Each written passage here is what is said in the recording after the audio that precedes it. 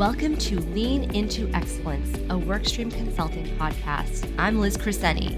And I'm Marco Bonilla. And we will be your hosts as we embark on our continuous improvement journey. Welcome back to another episode of Lean Into Excellence. I'm Liz Crescenti. And I'm Marco Bonilla. And today we have Natalie Woof joining us, and we are going to be discussing her personal journey with Lean Six Sigma and the positive impact it's had on her career. So welcome to the podcast, Natalie. Welcome, Natalie. Hello, both. Yeah, and thank you very much for the invitation. Yeah, we're very excited. Do you mind just giving a quick bio for our audience? Yes, certainly. So whenever someone asks me, what do? I always reply the same way. I'm a project manager by trade. So that's a way of sort of me stating that whatever my job title happens to be at any given moment, I always come back to being a project manager. I've had a fantastic career as a result of being a project manager, I have to say. So I've worked in the oil and gas industry, in the East Irish Sea. I'm currently working in a major defence company. I've also been able to see projects in retail banking, which is your high street bank, and also within the NHS, our National Health Service within the UK. So it's not only the different industries that I've been able to experience, it's also the different topics of each of the projects that I've been part of. And I've enjoyed that career that's taken me from entry-level project administration roles all the way to where I find myself today as a Lean Six Sigma black belt operating in senior project management roles. That's fantastic, Natalie. Now that you mentioned Lean Six Sigma, let's get into about how continuous improvement has improved your career, or do you see any pros versus cons that we can talk about? Yeah, absolutely. So I do remember having this light bulb moment where I'd realised I'd almost, why did I leave this so late in my career? Why didn't I discover this, 10 or 15 years ago? And I guess the answer's always got to be, well, it's never too late. So I've described Lean Six Sigma as being truly career redefining. It's almost like I struggled all the way through those roles, and I rolled my sleeves up, and I dug deep. But actually opening the door into Lean Six Sigma has helped me operate in a completely different way. And actually, in terms of what I'm able to contribute into an organisation, I do liken it, to having a workshop. I really do. And it really came to bear, actually, when we looked at what Lean Six Sigma was doing for my career. If you have a workshop and you're struggling away, and let's imagine, you're working with a big piece of wood and all you've got is a lump hammer and a blunt chisel, that's not effective. And so as someone that's seeking to be, what we call a master craftsman, we want to be a master of our craft. I was no different, despite me being a knowledge worker and everything coming from my head rather than my hands. I still needed to find the tools for the job. I needed to practice with them. I needed to refine my techniques. And actually, if you think about it in that aspect, Lean Six Sigma is definitely one of the most powerful multifunctional tools hanging on my shadow board, I hasten to add, my mental shadow board in my workshop. And the number of times I've called upon that tool for a number of different types of approaches and projects, it's made everything else make sense. Yeah, that's fantastic, Natalie. I am curious how you stumbled upon Lean Six Sigma or continuous improvement in general. So I remember having a conversation with somebody as I was starting to get into what I would say the truly meaty or autonomous roles, where actually, Natalie, it's you're the project manager. And it was around the time that I became a chartered project manager, and I started to get a degree of confidence in my delivery and what I felt I was capable of doing. And I was starting to push on to want more from the projects that I was operating in a lead role. And I was talking to my peers, so I was starting to think, okay, I don't know what I don't know. What am I missing?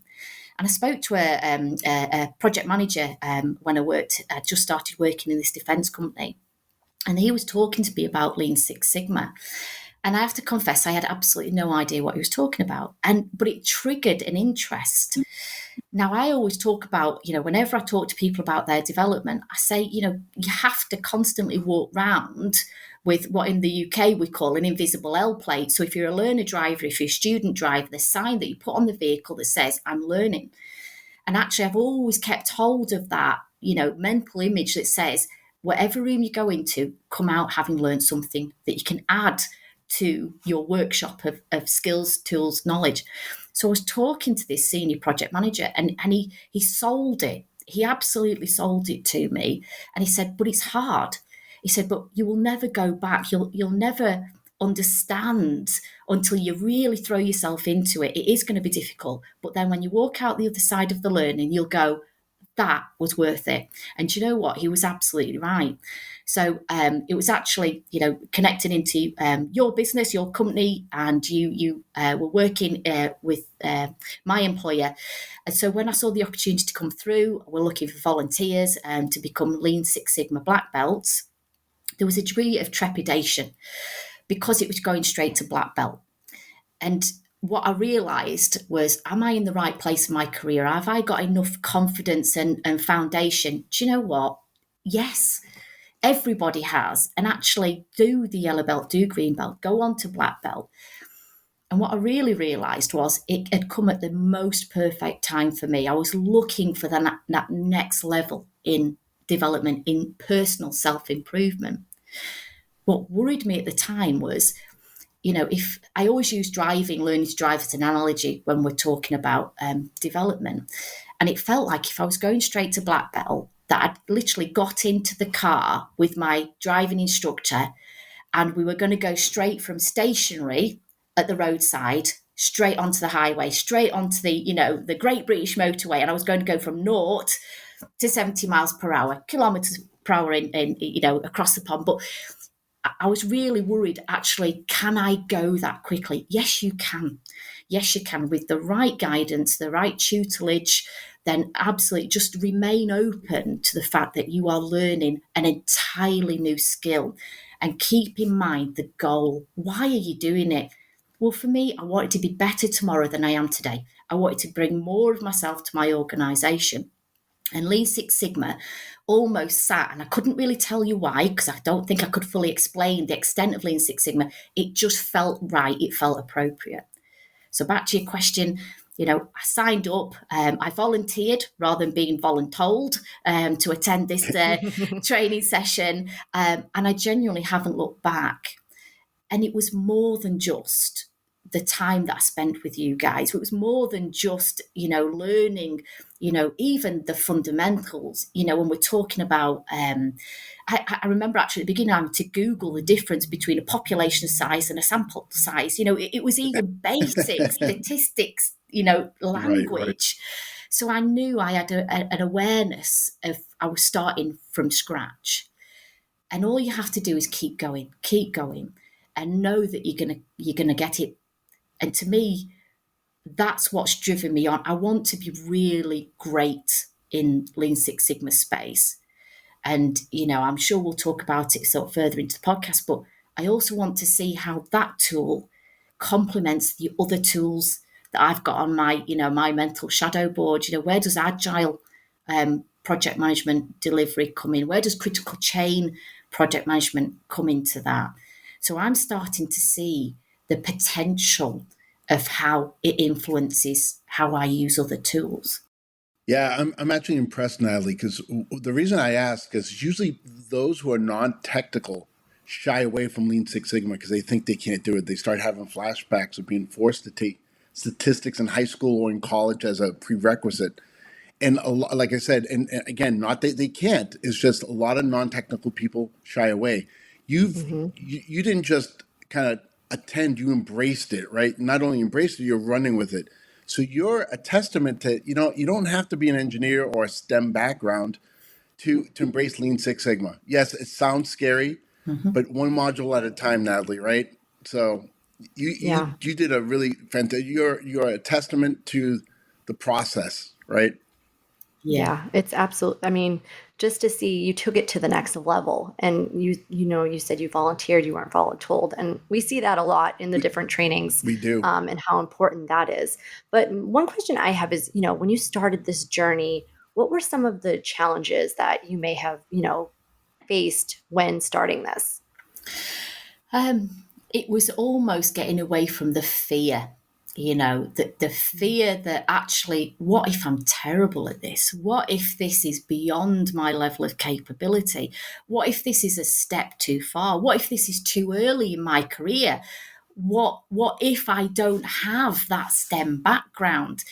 Well, do you know what? I've got logic and I've got, a level of intelligence that I know through experience that I can employ in any situation. So I'm going to sit back and relax into that. I know that I'm capable of learning and I will continue to be capable of learning until the day I stop trying. So keep trying. But it was the fear factor at first. And, I don't mind saying that there was a point of saturation where my brain almost went, I don't think I can tolerate anymore. It's too much, there was almost steam coming out of my ears. And it's about having that calmness. I once listened to a brilliant presentation from a female fast jet pilot. And, it was a real privilege to listen to her talk. And what she said to me actually was, she said to the room, she talked about the moment where the panic rises and you have to manage it. You have to control it. And you have to say, take a breath, take a second, reassimilate and go again. And I genuinely believe that actually we're all capable of doing that. And when I reflect back to that moment of overwhelm, I thought, stop, take a breath and go again. And actually, I realised that the rising panic in me, the fear of not doing well, I can manage that not only from an internal point of view, but the amount of reading I can do to supplement. I mean, half my bookshelf is devoted to Lean Six Sigma. Lean Six Sigma in a transactional environment. Aidan Magner was one of your other podcasts that I've listened to, and Aidan's talking about it's entirely relevant within a transactional environment. And there's me saying, well, that's what I want. That's where I need to get to. So having that end goal and knowing that, nothing comes for free. If it's worth doing, it's probably not going to be easy. Keep, reading all those great fridge magnet type phrases because they might be what gets you through. But don't worry. The biggest thing for me is I like to master something and I like to do it quickly. And do you know what? That was never going to be the case with Lean Six Sigma. It was about conscious practice, application, making mistakes, learning a different way of doing it, and giving yourself the psychological safety to be better. Yeah, Natalie, I'm glad you mentioned that because you mentioned a couple of things there. Is the part of partnership, right? So you didn't have to go through it alone, right? It's not like you were studying at home and you've been tested, but you had master black belts to guide you through the process, right? And we know, because we've all been through it, that it feels like drinking from a fire hose. Yeah. The other part of it is a lot of people hear Lean Six Sigma and they think they have to be mathematicians. And that's only part of the story. And one is we don't expect you to be statisticians, but we give you tools to get to the answer quicker, right? We kind of showcase, if you have this problem, how about you use this tool, right? But some of the, what they call the softer skills are also involved. I consider them primary skills, like negotiation tactics. How do you get a team involved? How do you get from point A to point B with people are resistant to change, right? Yep. Yeah. And as you know, there's a Changing lot of behavior. cultural. It's Yeah, hard. exactly. So again, Natalie, you've done such a fantastic job and you've embraced a lot of this knowledge. Again, not all stats, right? It's not all math. No. There's a lot of stuff involved in the whole process, right? We talk about processes a lot, but the process of learning Lean Six Sigma, it's a process in itself, right? Yeah, it absolutely is. And do you know what the single most powerful thing of Lean Six Sigma and again, I was sort of sat with my head in my hands thinking it's so obvious, why didn't I see this before, was it focuses on the voice of the customer. Now, we think we are customer focused. We do. We believe, we truly believe we are. But so rarely do we really link into the true voice of the customer. Do we actively listen long enough back to those primary skills you've just talked about? It's about saying, I want to give you a great experience, as corny as it sounds, but I don't want you to deal with me and feel like it was a trauma or, challenging or difficult, or I was in any way obstructive. I'm going to come and sit on the same side of the table as you, and I'm going to understand. And this is all about complex problem solving. I boil it down to the simplest thing. And if I really listen to the voice of the customer, and guess what? As a Lean Six Sigma black belt, doesn't mean I have to have all the answers. The tools is all about, how do I embrace, how do I bring that problem up to the surface? How do we break it apart? How are we really clear on where we want to get to? So, whenever I talk to people about strategy, as an example, it comes from my Lean Six Sigma training. And when I talk about your strategy and the part that Lean Six Sigma plays in that, I always say, I want you to put a plain piece of A4 white paper under your left hand on the desk and a plain piece of white A4 paper under your right hand on the desk. Okay. On the left-hand piece of paper, I want you to write the as-is situation. Where are you today? What's going on? Under the right hand, that piece of paper, write the to-be situation. What's the goal? Lean Six Sigma absolutely talks about what's the problem statement, what's the goal statement. And it sounds so flippant when we say it like that, but it's incredibly powerful. And what I always say is, between your two hands lives the strategy. Strategy lives in the middle. Strategy is a series of tactical actions that move you considerately and deliberately from the as is to the to be. And what Lean Six Sigma does is it unlocks through a number of tools. Like you say, Marco, it doesn't have to be maths heavy. Don't be scared off by that. It unlocks a way of thinking. It's a different mindset where you really engage with your customer on the as is, and you really engage with the voice of the customer on the to be. You find out what's important. And actually, using the lean elements, which people generally feel more comfortable with, they start to say, actually, okay, the 5 whys, why. And all of these tools that you could go and read about in a book were really brought to life for me personally to be able to go, I get it now.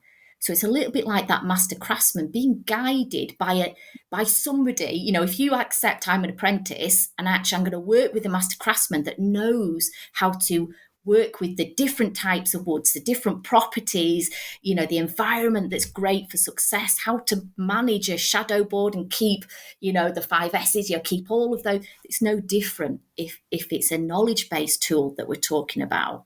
So actually the master black belts helped guide me through what could have been a really challenging apprenticeship type role, to get me over that initial learning hump to the point where I started to self-sustain and start reading more books and start adding to the knowledge and, picking up I don't mind admitting, I got the Statistics for Dummies book. I just needed to start somewhere that felt obvious. And you know what? I then start passing this back in. So I had a brilliant conversation with somebody on site only last week who said, I've signed up to do Lean Six Sigma Black Belt and I'm putting it off. I've got so long to complete the training. I'm putting it off. And I went, don't. Your first step is just get there. Okay, don't worry about step 2, 3, 4, or 5. If you're with the right people, they will take you through that. And we had a really good conversation about exactly what we're talking about today. So what's it done for me personally? How has it sharpened my ability to deliver? How has it sharpened my hearing for the voice of the customer? And I'm sort of saying, just suspend disbelief long enough to make the first step. And Natalie, you mentioned something really important in this conversation, is that even as a black belt, you do not have to have all the answers. That's not the purpose of Lean Six Sigma, right? Because this is a team event. I always tell the students, for the most part, Lean Six Sigma is a team event, right? You're less than an answer provider. You're more of a facilitator to get the best answer that we can come up as a team, right? Yes, there are moments that you're by yourself and you're doing some analysis, but the whole flow of problem solving is a team event. You're not there. Many times I go to companies, I don't know their process. I don't even know what they do, but that's not my goal, right? I'm part of their team. I'm here to facilitate. How do we get you from, as you said, from current state, right, on one side, to future state. What is your end goal? How do we get there? Do we understand as a team? Do we define the problem correctly for the customer? Because sometimes the customer doesn't even know, right? Yeah. So you really have to really listen to proactively, right? Not reactively. I mean, you've made a lot of great points about this whole process and your journey, right? Again, you don't have to have all the answers. That's not the purpose of this. You don't wake up one day, you have Lean Six Sigma trainers like, oh, I'm gonna fix the company, right? Yeah, yeah. I mean, that's an ego question, isn't it? Anyone that goes in saying, "I've got this," Some people might wake So, some that people way, might. but I've been known to cross that boundary once in a while. yeah. But for me personally, one of the the really good things about Lean Six Sigma and being a black belt, there's no hierarchy. If you work in an organization, it's opened up a side of my personality where I might have gone, actually, you're more senior than me. I can't venture into this conversation. Maybe I don't feel psychologically safe enough to say, well, actually, I think it might be this, this, and this. No, that's all gone. Actually, with the Lean Six Sigma Black Belt certification, it was almost like, I had a bit of a wrapper around me that Yeah. that then allowed me to operate in a different way. People responded differently when they knew I could offer it. And in fact, I even put it in my email signature. I'm very proud of that. I want people to know that this is a service I offer. Being able to coach and facilitate, because exactly as you said, it's about really linking into the power of the room. The people that are nearest the problem can give you the most in-depth, detailed, considered opinion of exactly what's going wrong. And actually, sometimes they're so deep in the middle. This is really a common theme for me. And I always say to people, do you know what? It's so hard fixing a problem when you're plumb in the middle of it, because it can be overwhelming, it can be masking. But what I'm here to do is quite simply is help you unlock that. I'm going to work with you. There is no blame culture. It's not about anybody's fault. This is about you are managing in a really challenging situation right now. And actually, I'm going to come and help you unlock what's already in your head, facilitate you bringing the answers. And I always say, I want you to think about, visualize, there's a cafe style table. It's small, it's round, and we're just going to stand it round it all together as a collaborative, no hierarchy team.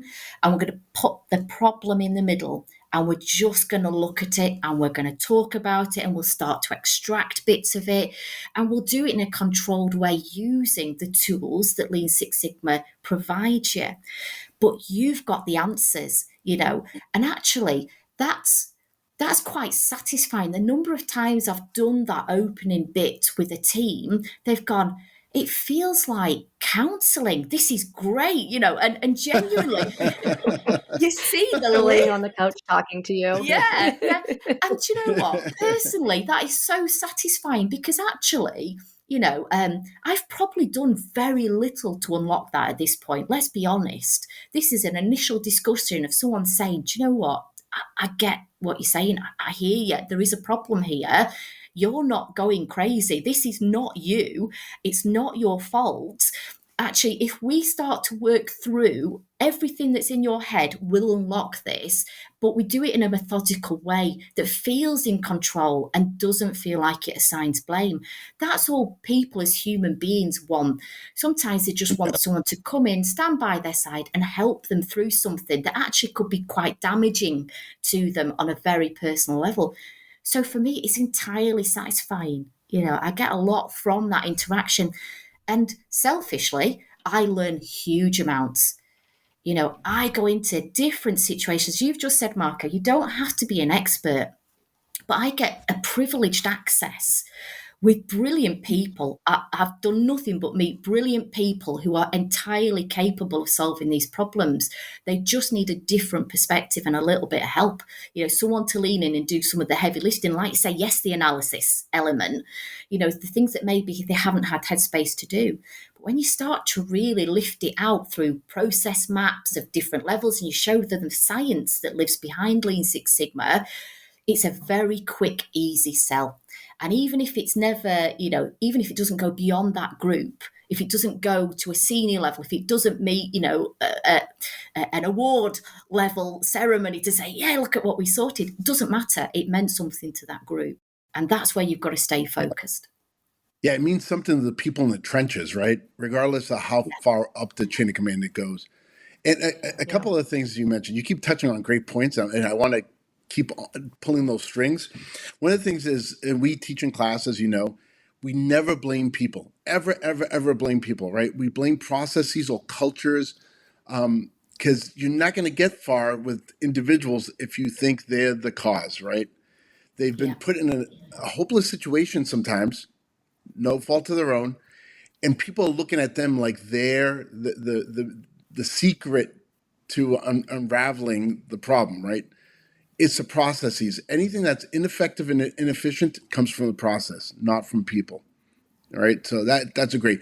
The other thing you mentioned is, if you use the tools properly, you start eliminating that I think and I feel, that gut feeling, and you Yeah. start turning to I know because we have data. Let's work with what we know, right? Let's stop guessing. Stop being, or let's become less emotional about it, and let's start using the reasoning, right? Some the tools will guide us. Sometimes some of our assumptions are completely wrong, and we've been doing it for years, right? This happens to STEM and non-STEM alike, right? So, I mean, Natalie, you've touched upon so many things. In fact, I've forgotten half the things you've touched upon that I want to pull on. Yeah. We see it in training all the time when we get, especially like green belt or something, they start and it's, I think I know. And even by like the end of that second week, they start to be a little bit more confident in what they're doing. And it's just really great to see that progress. But one question I had for you is, for someone new starting out, they haven't gone through any of, the Lean Six Sigma training.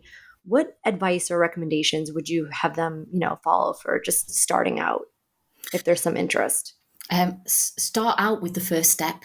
Everything, there's a probably great fridge magnet again somewhere that says, every journey starts with a small step. That's absolutely right. And I will never, ever stop learning Lean Six Sigma. Every environment I go into will teach me something new, will bring out a different element that I've been taught that I maybe haven't polished yet. But it's a great excuse to try it.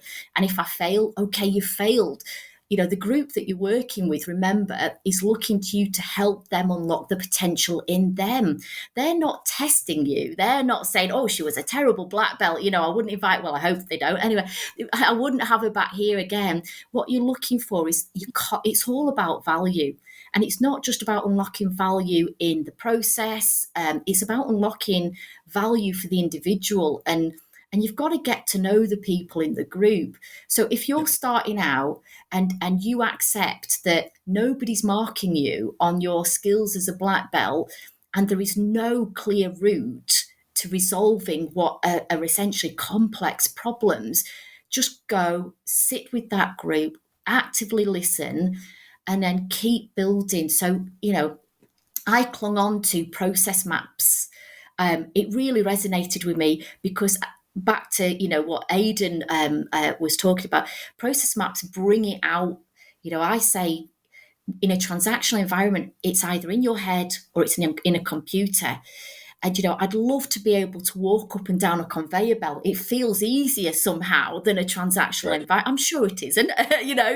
I've seen both elements. And it very much depends on what's traveling down the conveyor belt, I guess. But for me, the ability to create a visual version of a conveyor belt through process mapping, I found particularly powerful, particularly with the person that I was working alongside, and actually just start with one thing. And from there, I was able to get a level of comfort with the different levels of process mapping and, SIPOC maps and things that actually I remember at the beginning of the training scared me, completely rigid, But actually just use it, try it. If it doesn't work, try it again. Ask for feedback, but don't ever be frightened to trying it because, those individuals are looking to you to say, so what else could we try? They're not saying, be perfect in how you deliver this, fix it tomorrow. That's never been the expectation. Yeah, that's great advice, Natalie. Fantastic advice. Let me ask you a crazy question, and this happened to me like the realization after I was trained as a green belt, I wasn't even a black belt yet. I couldn't remember how I did my job prior to having those tools. I was like, I'm a technical guy, right? I had to do technical analysis. I was like, what was I doing prior? I mean, was I eating crayons? What, I mean, what, you know what I'm saying? How, You could have I could been. have You been, could but have been, Marco. I couldn't remember. Like just weeks after training, I said, I have these tools now. I'm doing real analysis. I can't remember what it was like prior. Do you remember prior to any of your continuous improvement training? Your past Yeah, how life. you got from point A to point B? No, I genuinely. So when I talk about it was career redefining, it literally reset the bar for me. I thought I've been a fraud. What I've been doing all this time, like you say, I Eating wasn't crayons. I delivering. know. I Yeah, know. yeah, and I was blissfully happy in that level of ignorance. Actually, that's the scariest bit Yeah. for me. So I'm sort of looking, and so I talk. I'm a very strong advocate for Lean Six Sigma. Yeah. I almost feel like I'm a Lean Six Sigma board some days, but I want to say to people that this generates a level of energy in me that I want to give to other people, and I want you to know how it can change you as an individual, change you as a professional. But yeah, what did we do before? Um, and like I said before, building on all of the tools, it's the one I reach for most, absolutely, from that shadow board. And I'm starting to get into an exciting world where, I say my training wheels are still on and they'll probably be on for a while. But, from an agile point of view, how do I bring the agile mindset in to how I deliver? So I Absolutely. started experimenting. I did an agile project when I was in my last role, and I had a 3-month window, and we had a significant amount of work to deliver. And so I used the DMAIC framework, define, measure, analyze, improve, control, but I did it in time boxes. And Yeah. that's me starting to play with agile and say, well, what could it give me? How could it help me? And actually it felt like the two shouldn't go together. But I'm pretty sure someone at some point said, no, Lean and Six Sigma can't go together, and look at how powerful Exactly. they are as a coupling. Ex- exactly, Natalie. Absolutely. I was going to actually touch upon that and ask you how many other tools outside of Lean Sigma, because there's lots of continuous improvement tools out there, which is fantastic.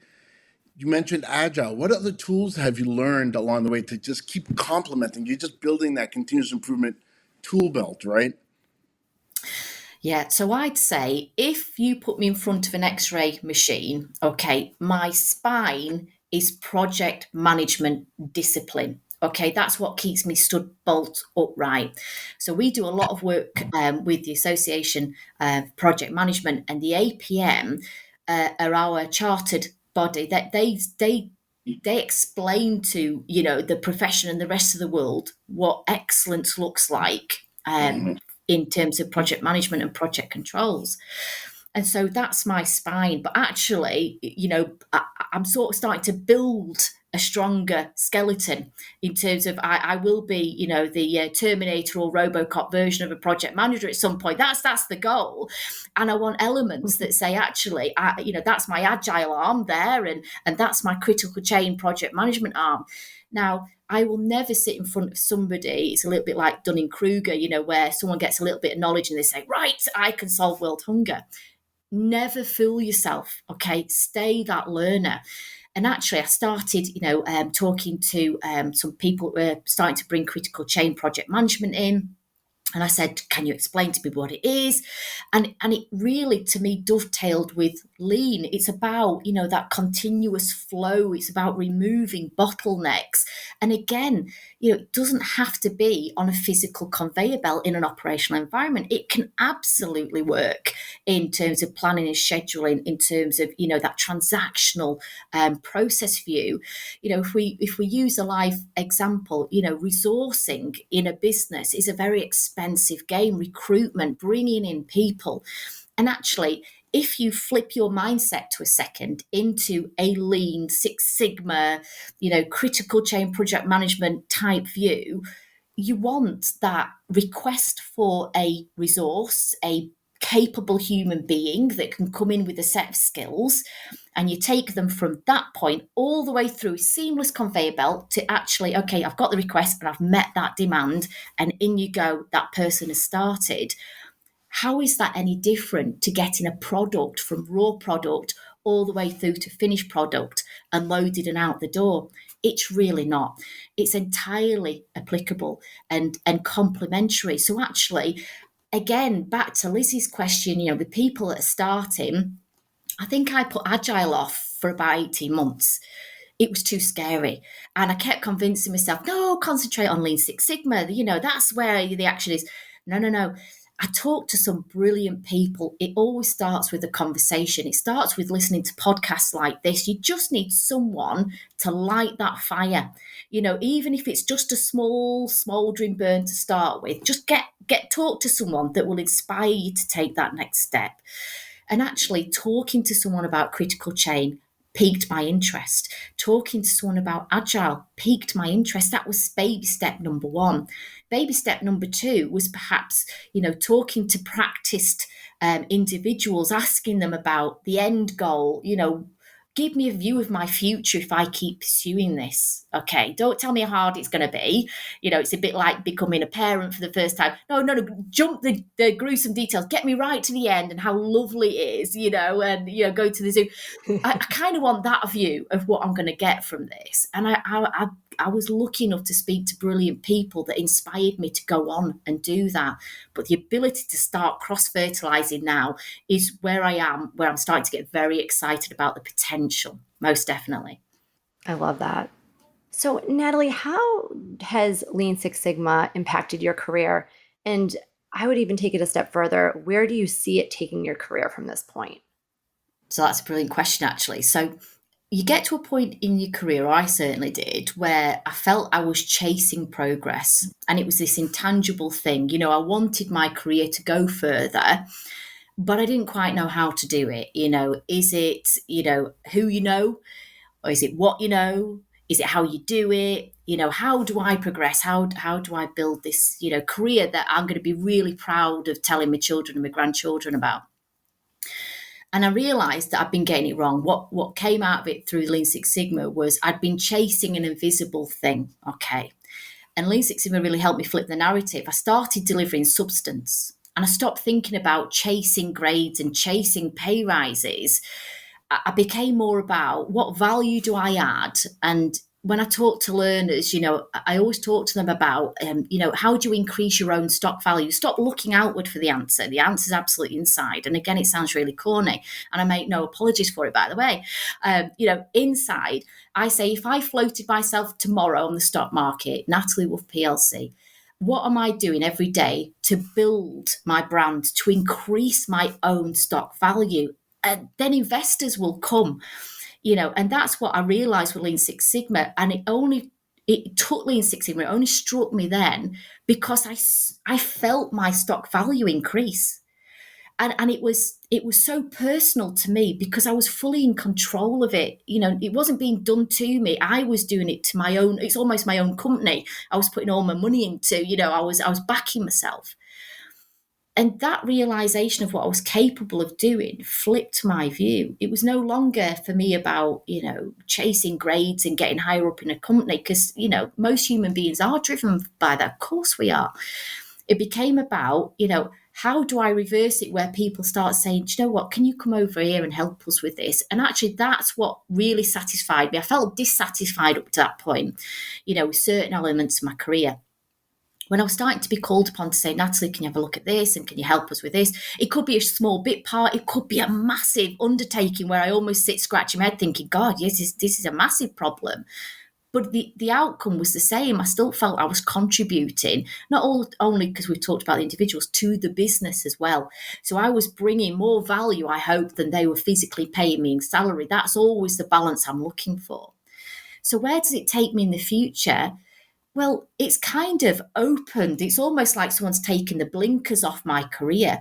I feel like I can now go into any environment and operate in any industry because problems are problems and people are people. They're the constant throughout all of this. And I've suddenly realised where actually my inner imposter syndrome, which still looms large, it will never leave me. And I'm okay with that. I've embraced that side of myself because actually I've decided the fear has propelled me this far. So turn it into something positive. And that imposter syndrome was sort of saying, oh, you could never go and work there. You can never break into that industry. And I'm like, actually, I feel like Lean Six Sigma is that big brass key that I can now carry with me to any industry because I think it translates. I can use it for complex problem solving. I can operate with the seniors in the business. I can sit, I can listen. And back to what we were talking about earlier, I absorb, I learn, I take as much away from this transaction as I put in. It is the ultimate in balance for me. What I learn from every black belt project is that detailed level of analysis. And I take that knowledge into my next one, and my next one, and my next one. So it's more than just the tool knowledge, it's the environment knowledge, it's the people knowledge. It's understanding that I now see poker tells in people that are really panicking over something, and I can see that they don't want to tell me how horrendous it is. And as we start to break down those defenses, because that's what they are, and we start to go through what is Lean Six Sigma, what will it do for you? You don't have to be defensive. You've got the answer. And actually together, I think we could crack this really quickly. That is a really lovely conversation when you see someone's barriers drop and go, and they give you that level of trust. They're going to give you a warts and all view of the horribleness that they're currently stood right in the middle of it, and they feel like they're stuck and they can't get out. And so for the future, it's more of that. If I get into senior roles, if I move sideways, it's now no longer about that for me. It's a very strange mindset shift where I feel satisfied with where I am. And I know I could take it further if I wanted to in the future. But right now I'm sitting and enjoying where I am and what I'm doing. So long may it last is my mindset. Ever the optimist, I'm there. I'm hooked in. Natalie, through your career and now that you've gained all these tools, the people interaction part of it is really important, right? For Lean Six Sigma or continuous improvement. How has it been being a mentor? Is that a strong suit of yours? Has it become easier? Have you been able to translate some of the knowledge onto other people? Yeah.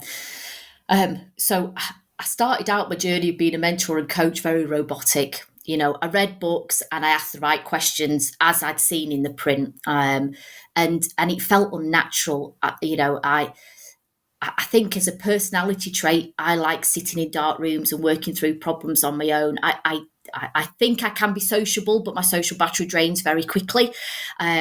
So for me, it was a real personal challenge, and I wanted again to be more effective as a mentor.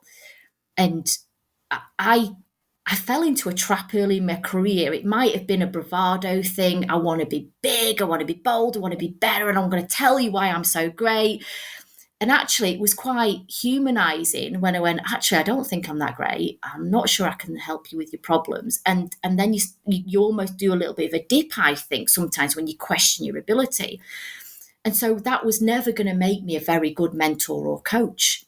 And what Lean Six Sigma did was, again, adding to the strength, the skeleton, this project management skeleton I was talking about, it added to my general strength where I started to think, I've got something to offer you now, actually. And I mean something of substance, something tangible. And it brought a level of a new energy to how I operate. And I wanted to share that with people. So it kind of unlocked a part of my brain that I thought I didn't have, actually, thinking I'm a naturally low sociable type person. So when I started going through the early movements of, I'm going to be a mentor and I'm going to ask you some questions and I'm going to be the person that has this magic key and unlocks. No, that's absolutely distraction from actually, you're just a human being talking to another human being. Don't make it more complicated or scientific than it is. Human beings are communicating with each other, from day dot. And that's all you're trying to do is identify what is really going on with the human being across from you. And you know what, Natalie? Stop talking.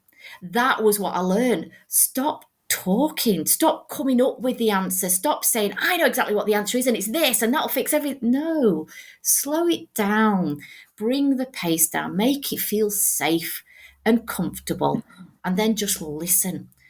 And, when I've read a book recently, Atomic Habits, and I'd thoroughly recommend it. It's all about really building those habits and starting small and that conscious practice of, application. But understand, again, you don't have all the answers. You can't wave a magic wand. Sometimes I wish I could, and I can't. There is a journey. You used that word earlier. There's a journey to getting us. And actually, we can do that journey quite quickly. People think journeys are long, protracted, drawn out affairs. They're really not. Once you hit that sweet spot of trust with that individual or that team, and you start mentoring, as in I'm going to share, my experience, or coaching where you're trying to elicit the response from them, it's in there and you want them to bring it forward. It's a skill set that I personally value above anything, because even if I don't bring out a single Lean Six Sigma black belt tool, do you know what? I hope it's made me a little bit more human. And that person across the way might have only needed 30 minutes of my time, let's say. But you know what? I always end every single conversation saying, I hope that was useful for you. I'm seeking a degree of feedback and validation, because if it wasn't, I got something a little bit wrong there. And maybe I didn't actively listen enough. And maybe we need to unpack something a little bit bigger or deeper. Now, I'm not saying that I'm, a mental health and wellbeing counsellor. That's not what I am. What I am is somebody that's just willing to listen and to maybe say, it's interesting, I had a similar situation. And be human, say, and do you know what? I really struggled. The same as what you've said, I experienced the exact same. And do you know what? We're only human. Sometimes people just need to hear that from a mentor or a coach, just to offer that level of empathy. Liz, I think we're going to have to get Natalie on the training schedule so she can be on the other side, right? Teaching. Oh, I'm like truly inspired talking to you today. Exactly. You guys say all the right things. Natalie, I'm going to talk to Aiden. We're going to get you on the other side. We get you teaching, because you have experience, right? It's all about speaking from the heart, right? Yeah, absolutely. Yeah. Absolutely. This was an amazing conversation. Thank you so much, Natalie, for joining us today. If anyone wanted to reach out with a question or just start some dialogue, where's a good place they could find you? LinkedIn is the best place to find me, most definitely. LinkedIn is a really great platform to connect with other people, to share learning. There's lots of great groups on there. I would advocate for it. It's like any platform, it will have its downsides, but actually, if you're looking for the first step, look for people who have maybe taken that step or about to take that step. But absolutely, to connect with me, you can find me on LinkedIn. All right, fantastic. And you can find Marco and I at workstreamconsulting.com or info@workstreamconsulting.com. And we will see you next time. Thanks again, Natalie. Thank you so much, Natalie. This was fantastic. Thanks, guys. Are you ready to take your business to the next level? Welcome to Workstream Consulting, your premier partner in Six Sigma training. Whether you prefer virtual or in-person sessions, our comprehensive Six Sigma training programs are designed to fit your needs. What makes us different? At Workstream Consulting, every participant is paired with a dedicated Master Black Belt mentor. Imagine having a personal expert guiding you through every step of the Six Sigma process, ensuring you achieve maximum results. Our personalized mentorship means you're never alone on your journey to operational excellence. Experience the benefits of improved efficiencies, reduce costs, and enhance customer satisfaction with our Six Sigma training. Join the many businesses that have transformed their operations and achieved remarkable success with Workstream Consulting. Ready to get started? Visit workstreamconsulting.com today and discover how we can help you achieve excellence.